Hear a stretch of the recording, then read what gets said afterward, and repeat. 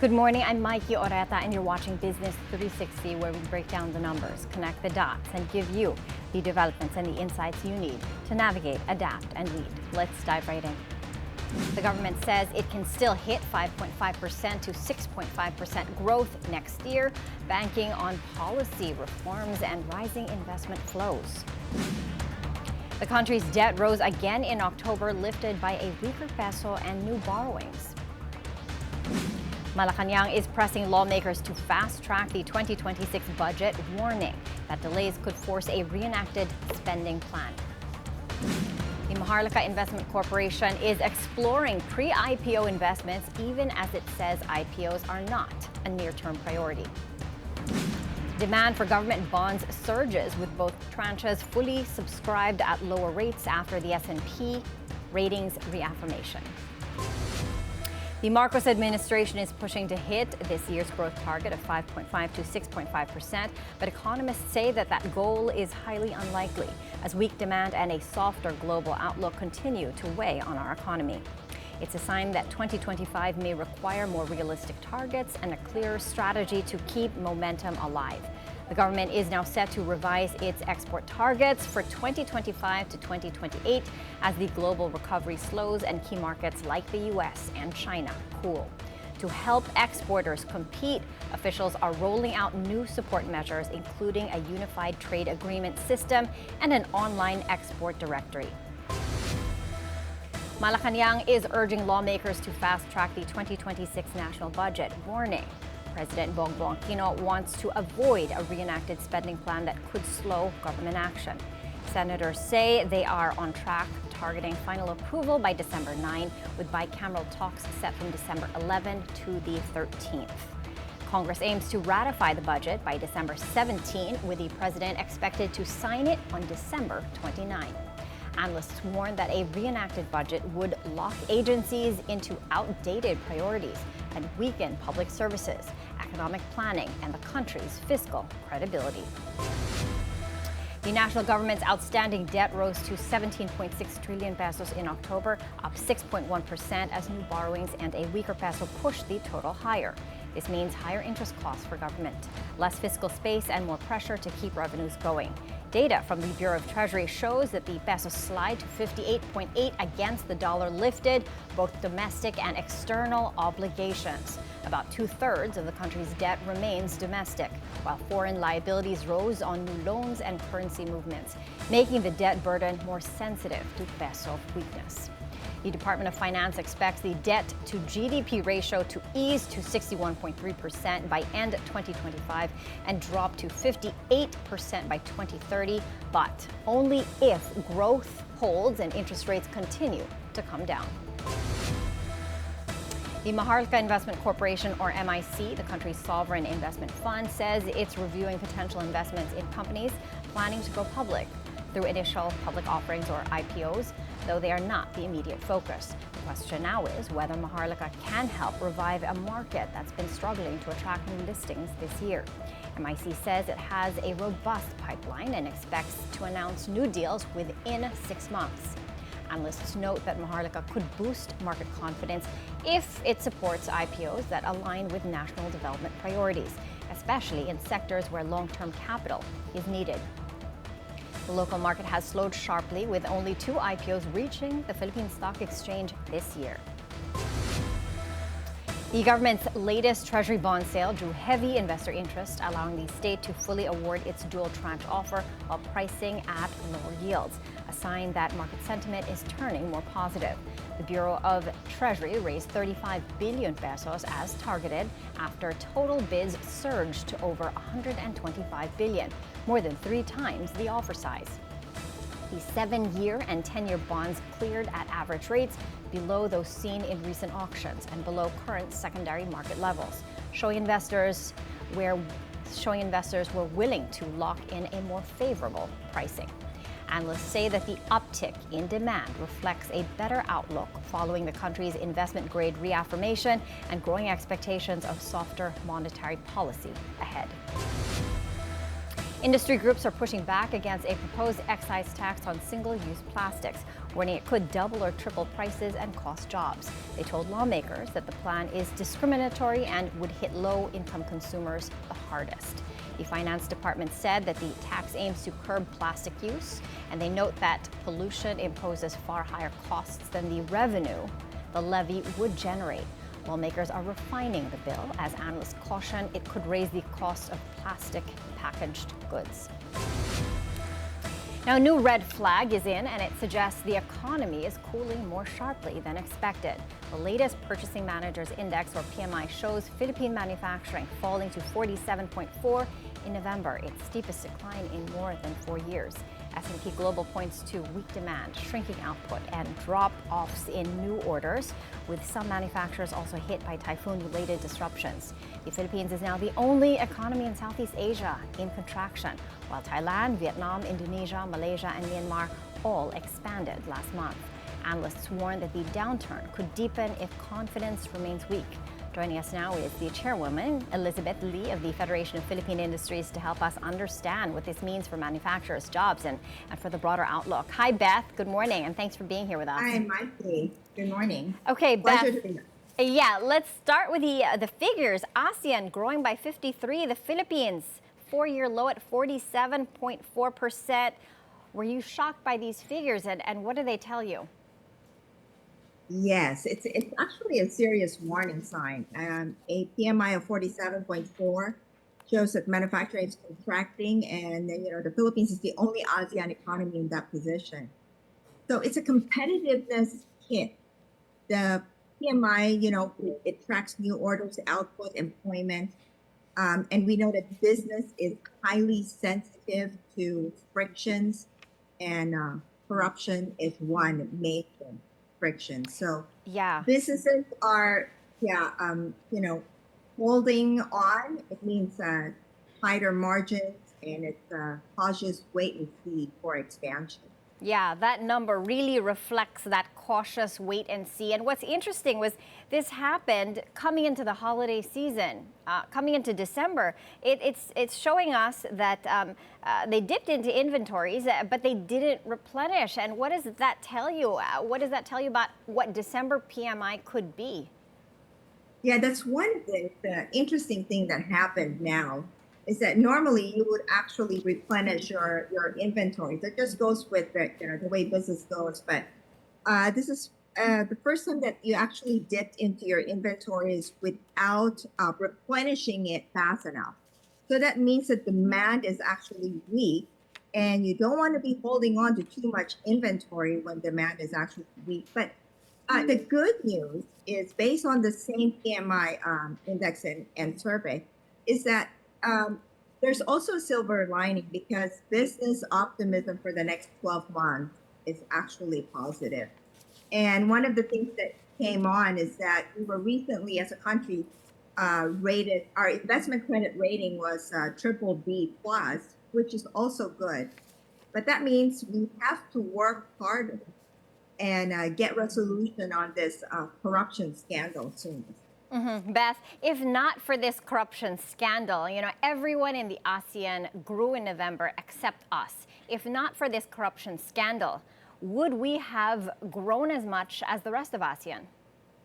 Yes, in fact, according to the former DOF Secretary, Ralph Recto, he actually stated that if the money was actually spent on infrastructure, the economy, we would be growing more than 6% GDP.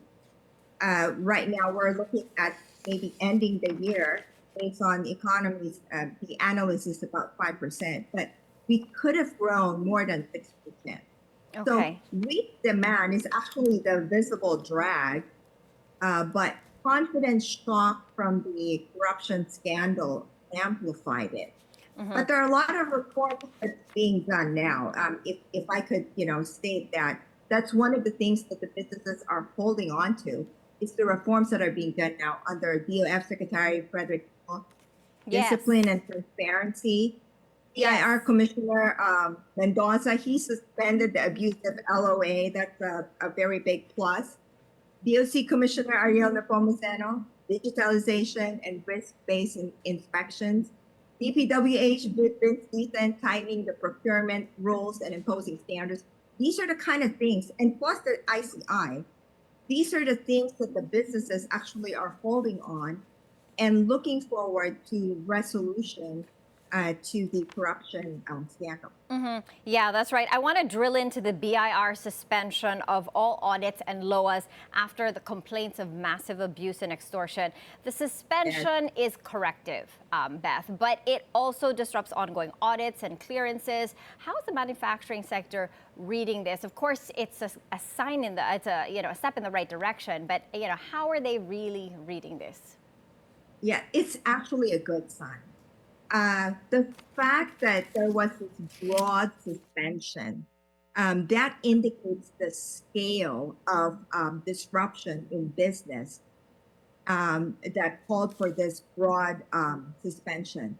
And there really is a need to recalibrate the audit activity to minimize disruption to businesses.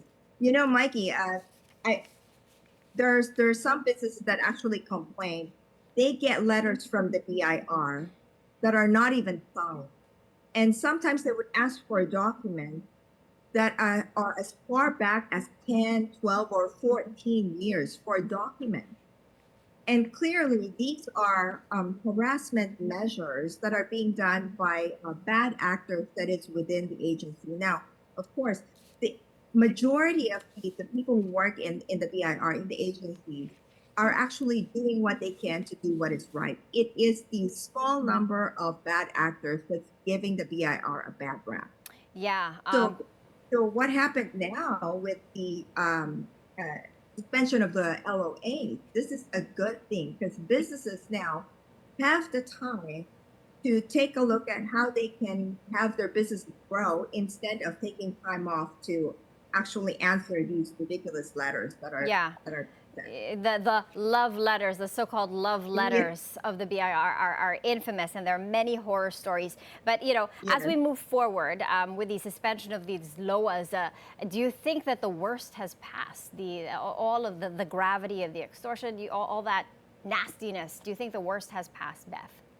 Yeah, I think with the reforms, I think, of course, the new DOF now, Secretary Boy is serious, coming from the business sector also. He knows how this works, and they're serious into making reforms. So that's what we are looking forward to: transparency, accountability, and real reform. Then we can get on with growth. We're actually being, stunted because of this corruption, but the Philippines actually is on a path of growth. So we're looking forward to those implementation, those real reforms, and that's going to bring a lot of investment to growth for even for local business. On the accountability front, Beth, do you think that Malacanang has done enough? I mean, what's the beat on the street when it comes to manufacturers? Do they want a change in leadership? Or are they prepared to ride this presidency out until 2028? What are you hearing? No, actually, for business, business goes on regardless of who sits in Malacanang. Now, what's important with what happened now is that the president himself was the whistleblower, and he blew the top off of this systemic corruption, and that's I think that's quite courageous. And the message is, and according to his own statement, he's going to finish what he started. And what we're hoping for is that it would be sooner than later. So I think with that, building trust, because there are some people that are being charged. So one of the messages would be, corruption doesn't pay in the end. So this will, reshape trade, business, and trust. So, the president actually has a very good opportunity to leave a legacy that will change the way our country does business, how our country does trade. So I think it's a good thing. Yeah. Beth, going back to the BIR suspension of low audits, can you, give us an idea of what brought us to that point? More horror stories. What have you heard? Tell us about the worst that you've heard from the BIR in terms of extortion, just so that we have a reading on what that's like and how bad it was, so we never go back there. Yeah, it could be as simple as a letter that is written to you that your business would receive. The letters are not even signed. And there are stories wherein they are just waiting for you not to answer. Because you're supposed to answer within a certain period. And if you don't answer, you can be penalized and even incarcerated. So they even put a quote there on the BIR rule. So it's really meant as a scare tactic, as harassment, and asking for documentation that is even, older than 10 years, 12 years. That's tantamount to harassment. But then again, with what's happening now with the reform, traceability, accountability, digitalization is key, because digitalization actually is a game changer. And discretion is the oxygen of corruption. So if we remove it with standards and traceability, the rot of corruption suffocates. And that is that goes for the BIR and the POC, even the DPWH.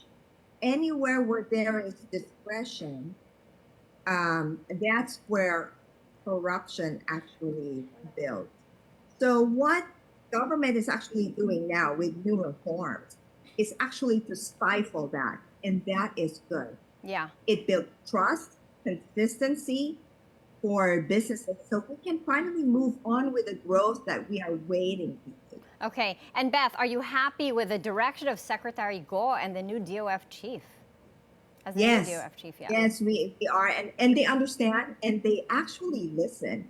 That's why this broad stoppage of LOA is actually a good thing, because they heard from the businesses, and a majority of the businesses are MSME, and they're the ones who do not have connections, who do not have much money, and it's like extortion. So it's really not good for the country. But then again, I must say, it really is, the majority of the people in the agencies want to do good. It really is the small minority that gives our agencies the bad rap. All right, Beth, thank you so much with FPI. Thank you so much for sharing your insights with us. We look forward to hearing more from you, and as we open a better chapter for the Philippines on that Thanks front. for having me. Yes, thank you. Thanks, Maiki. Okay, we're taking a quick break. Please stay with us as we dive deep into the numbers and the narratives that matter most to your bottom line.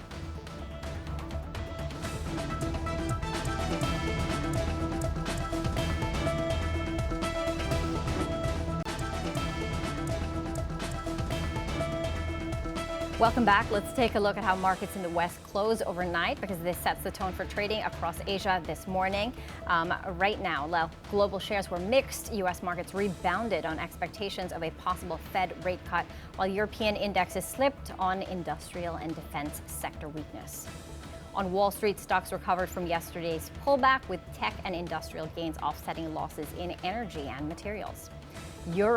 Taking a look at Europe finished mixed despite strong November gains as industrial stocks dragged and investors monitored U.S.-Ukraine talks for signals on the Russia conflict.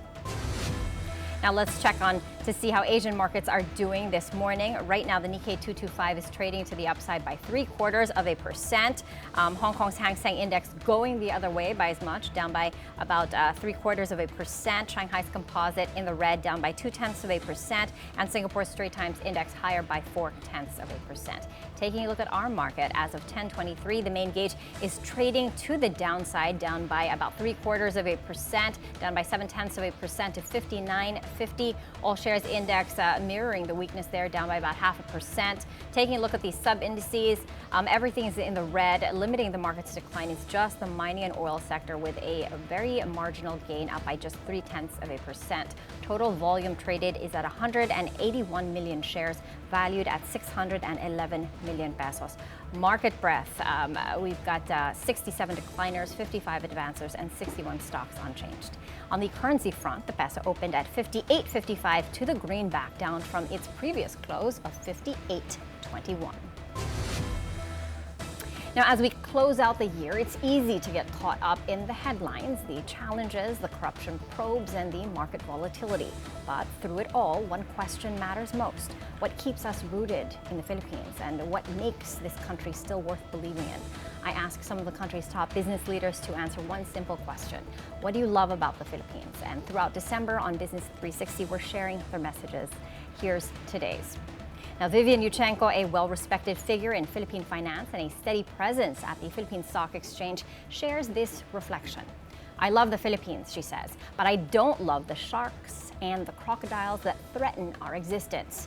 This Christmas and for 2026, let us unite to protect and secure our economy and our people.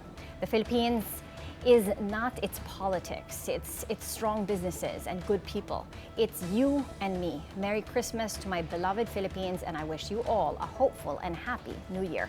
And by the way, she says, allow me to clarify something that has lingered far too long. The urban legend with Gretchen is fake news.